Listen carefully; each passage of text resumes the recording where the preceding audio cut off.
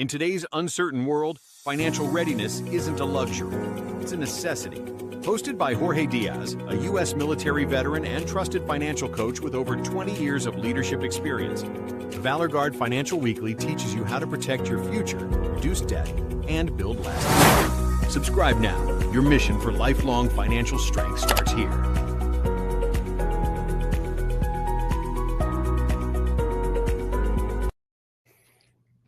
Welcome to Advisor Insights. My name is Rob Souza, and I have the privilege of interviewing Jorge Diaz, and we have a unique experience in common. We both served in the military. He's originally from Puerto Rico and had served in two different departments of the military, which was interesting, and I really want to get into that with you, Jorge. But he brings a discipline to the financial planning service that I think is a huge influence from his military days. And he works closely with veterans, and because he's bilingual, also providing help to Spanish households and helping them protect what matters most. So obviously being bilingual, what advantages, what do you feel like Jorge is missing when Hispanic families, or maybe just not necessarily bilingual, there's a lot of families in the country who just speak Spanish and maybe they understand English, but what are the challenges they face when they're trying to figure out and navigate planning for retirement? Well, Rob, first of all, thanks for having me in the show. I think one of the biggest problems we're facing with Hispanic families here in the U.S. is that they don't understand how we do finances here in the U.S. A lot of them are still hung up on how they do things back in their countries, and they're afraid because of they don't know. And getting them to educate them into how we do things in the U.S. financially, it has been a challenge. Yeah, so I'm going to kind of rewind all the way back to the very beginning. Some people don't understand the relationship between Puerto Rico and America. Can you give us the backstory on how that happened and how Puerto Ricans now are American citizens? Well, sure. During the Spanish-American War back in 1895, I think it was, Puerto Rico was gained from Spain, right? So when the U.S. fought the Spaniards back in 1895, they took over Puerto Rico. At that time, in 1917 specifically, they created the Jones Act. And that's how we in Puerto Rico became U.S. citizens and a U.S. territory, therefore, also. So what made you interested in serving in the military? Well, I come from a long lineage of military family, like my grandfather, my dad, his brothers, my brothers, and myself have been in the military. And I just grew up with it. And in Puerto Rico, it's like a big thing to want to join the military. So help me understand why is it such a big thing in Puerto Rico? Because it makes us feel like, even though we're a U.S. territory, it makes us feel like we're truly U.S. citizens when we do that. Do you feel like being from the Puerto Rican community there's more appreciation for the privileges of being a U.S. citizen? Yes. Yeah. Yes. Because I find in today's day and age, we're obviously have a lot of division in our country right now.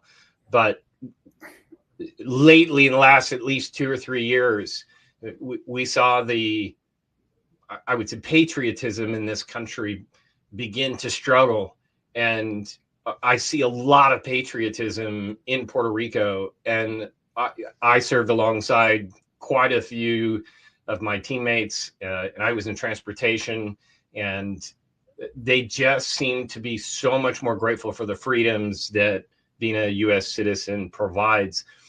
How do you think understanding that allows you to help your clients in financial planning, what is it about appreciating the freedoms we have become something that can positively influence your clients and preparing for building the American dream? Well, one of the things is that obviously Puerto Rico being an island, and there's other islands that are close to us, like Dominican Republic and Cuba, for example. And you see how things could have been if we were U.S. citizens versus what we have now, thanks to that. So we're very grateful of that citizenship that has been granted to us. And for most of us, try to make the most out of it. And since there's so many opportunities here in the U.S., why not take care of them, right? We're already citizens. Let's take advantage of those opportunities, just like any U.S. citizen can. Well, before we go any further, I'd like to thank you for your service. And not only did you serve in, I think you started, I'm going to let you tell the story, but you served in 2 departments of the military. Right. And I thank you for your service. But give us the backstory to that. Well, I started my military career in the Navy as a Navy corpsman, and I did 8.5 years, and I loved it. I got to serve a lot of time with the Marines also, which I didn't know the Navy did back in those days. I just got the surprise that, hey, you're going to be stationed with the Marines now. And I got a little confused there. I was like, well, did I join the Navy or the Marines? But anyways, it was a great time anyways. And from there, after 8.5 years, I felt stuck because I was always deployed or in the field or some kind of training with the Marines, and I couldn't go to college like a lot of my peers could. And I wanted to get that bachelor's degree, right? That's one of the reasons why we joined the military, because we want to get that tuition assistance. Yeah, I got that too. And I wasn't able to take advantage of it. So I decided to, once my contract finished, to get out. And from there, I joined the Army National Guard, because I know the Guard it's the same privileges with the tuition assistance and GI Bill and all that. And I was going to be a weekend warrior while I was going to college. And that's the reason why I switched from the Navy to the Army. And then how long did you serve in the Army? Oh, the rest of my career. From 8, I'd say 14, like 16 years approximately. Yeah, and describe the jobs that you did in the military, because I know they were very, very similar. Yes. So in the Navy, I was a Navy corpsman, hospital corpsman, basically medical. So compared to a paramedic, but in combat, right? So we were authorized to do whatever it took medically to make the injured personnel combat ready or keep in combat ready. And in the Army, did the same thing. I was a Army combat medic, the same job description basically. And the last thing I did was I was a leadership instructor before I retired. That was my last job in the Army. So as you left the Army, with all of your experience in leadership, what do you think is the most important lesson that you hope to have left behind in the students who were learning from you about leadership? Pride in the uniform. Yeah, we got to get you American flag and Puerto Rican flag. We'll put them on the wall behind you. Yes, pride. Right here. There you go. Army logo and everything there. Yeah, I got the Army here. Yep, for sure. Again, thank you for your service. How do you think working in the medical field within the military affect? Well, first of all, what made you when you got out? What made you decide finance when you could have gone medical? For some reason, I've always liked the financial field. It wasn't just because I want to make money. It's more I don't know, for some reason started back in high school, my senior year. I had the economics class. And I remember our teacher talking about the stock market, and he was into the stock market and investing and all that. And that sparked that curiosity into the finance. But before that, I actually wanted to be a doctor. That's why I did all my military careers in the medical field. But when I retired, I didn't want to be in the medical field anymore. And one of the reasons is because I just wanted to do something different. Yeah, I didn't want to stick to medical. And the other thing is, I want to help people with their finances, because I noticed that people were retiring broke. They didn't understand any of their benefits. And I mean, they understood nothing financially. So I wanted to do something that could help them with that. Well, and especially to families that aren't first generation American, it's already complicated enough. I mean, I have two 20-year-old kids, and they can't explain to me. They can't even balance their checkbook, which is awful, because in this industry, they should have learned that. But for them, you know, it's a credit card and it swipes. They don't see the money coming in and out. They don't go through their bank statements. They just look at their balance and say, yeah, is there enough there that I can go on this trip? Yeah, and the same thing happens with us in the military, right? Because you get that paycheck on the 1st and the 15th. So you never take anything into consideration. Oh, no matter what I do, I'm going to get paid. But now what happens when you retire or you get out, right, before retirement, and you don't get paid on the 1st and the 15th? And so what I love about what you do is, you know, educating people about, and it's tough because people, they don't know what they don't know. So they don't know they have a problem that needs to be fixed. You help create that awareness of, hey, I'm here to help make sure you understand what's at stake and the do's and don'ts about how to protect yourself, which is what you did in the military. By first and foremost in the military, we have to have an awareness of our surroundings, right? Because you can't protect yourself if you don't know what you're walking into. Exactly. I take that analogy and say, well, you can also apply that into the world of finance. If you don't understand the game, you don't understand what's up against you, then how are you supposed to have any strategic plan about how to succeed financially? So what is it for you?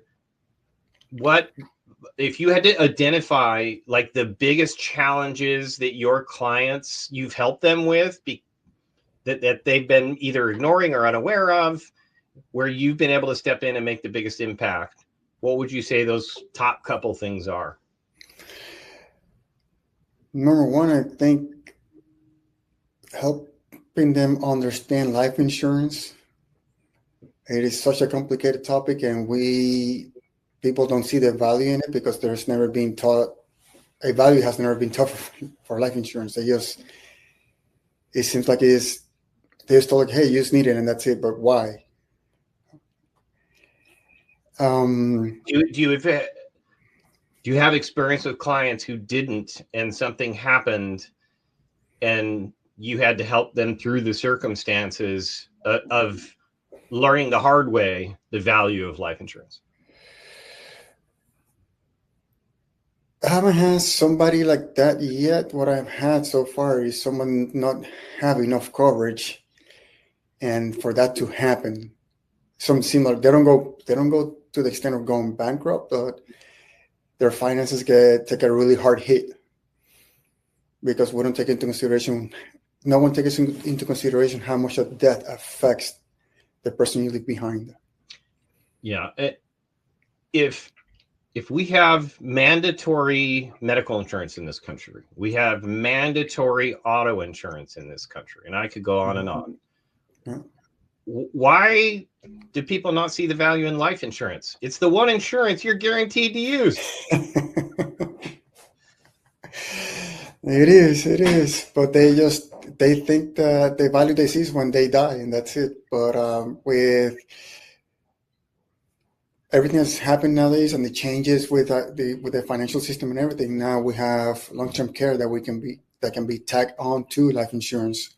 So where you get to use your life insurance in life, you don't have to wait till you die for someone to enjoy that money.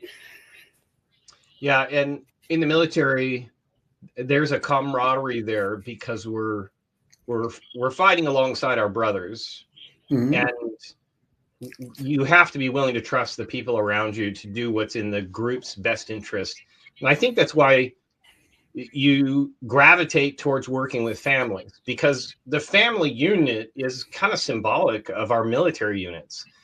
And so I think families, even more so than any other group, life insurance becomes important because if something happens to the main income earner, it devastates everyone.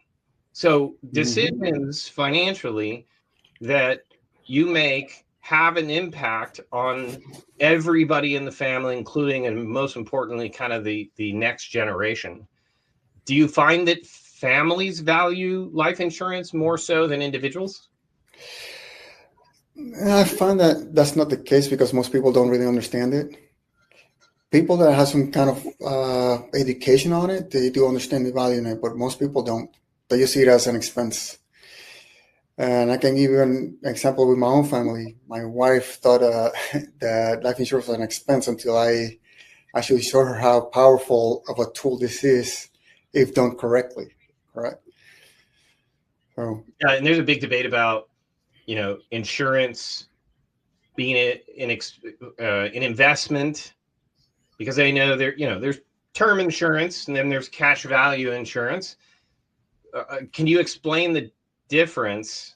And do you consider them both investments or just cash value life insurance? I consider them both investments because term insurance, even though it is for a period of time, if done correctly, right, it can benefit your family big time. Now, if you're looking for, let's look at it like this: like term insurance is more of your immediate needs, right, and your permanent insurance for the long-term game. All right, so term insurance for your short term, like for example, you have kids still, you still have little kids and they haven't gone to college or anything like that yet. So if something were to happen to you before they go to college, at least the college is taken care of by that. Versus your long-term insurance, your permanent insurance now becomes your long-term play, right?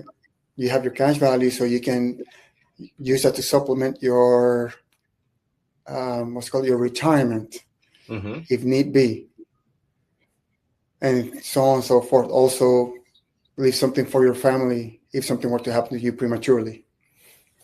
What are other ways that people can use the cash value in their life insurance? What are other ways that they can use it other than just retirement? They can pretty much use it for everything. For example, they can take out a loan against it for a down payment on a home if they need that, right? Or if they're looking for, if they need to start or if they want to start a business, they can take out a loan against that cash value also. So the options are limitless. We have to, we just help you out choose what the best option is for you. Yeah, and I just thinking of some stories that I've heard from other interviews, like Ray Kroc borrowed from his life insurance policy for one of his first McDonald's franchises. I think there were a few other. I think even Walt Disney did it when he was looking for funding and trying to get this idea off the ground. Which look what that's become, right? Both those companies immensely successful. If you had to just give one piece of advice to leave behind for your families, clients, and community, what would you want them to know as we wrap up today? I will strongly advise to get a financial plan in place. And financial plan, go ahead. Oh, no. And what I mean by that is to make sure you know everything is where your money is, where you're going to get money from, who's going to get what, and things like that. Because a lot of times we don't even know, our family doesn't even know what we have, and then here comes the surprises when something happens. So you want to be the surprise to be a good surprise, not a bad one. Yeah, it's like teaching people to live on offense instead of defense. Instead of waiting for something to happen, put a strategic plan in place. And I think we need more people like you who are willing to, who understand the nuances of different communities and cultures and can carry that banner of awareness to help people prevent these emergencies that really can devastate a family. So, but I appreciate you spending some time with us. I'll give you a last few words and then we'll wrap up. Oh, you're very welcome, my Rob, and it was a pleasure to be here. And my last words, I have a quote that I read on a Forbes magazine. I think it was in December, either November or December 2003 issue. And this quote stuck with me really hard because the guy said, when you're poor and conservative, the only thing you conserve is your poverty. And it has such a strong resonance because we think that if we just save in a savings account or just hold on to cash, we're going to be financially secure, and that's not the case. So don't plan with hope and prayer alone. You need to have hope, prayer, and a plan. So that's what we're going to leave you guys with today. I hope we get more time in the future to dig deeper into your background and the unique experience. There's so many families that weren't born in the continental United States, but boy, we are a country of immigrants, and there's so many different cultures, and reaching in and helping them is such a valuable resource. And so whether you're in Florida, which is where Jorge is, or anywhere else on the East Coast, if you want to reach out to him and because you want somebody to better understand your circumstances, where can they reach you? I can be reached. My phone number is 941-290-2510, and I'll be more than happy to help you. And it's valorguardfinancial.com, right? valorguardfinancial.com. Okay, fantastic. Jorge, thank you for joining us today and answering the backstory questions that help us as consumers decide who do we want to work with. And I think there's a lot of people out there who are going to feel much more comfortable working with you than the other options that may be out there. And so that's why I wanted to get your contact info in there. Thank you very much for joining us, and hopefully we'll see you soon in the future. Yeah, thanks, Rob.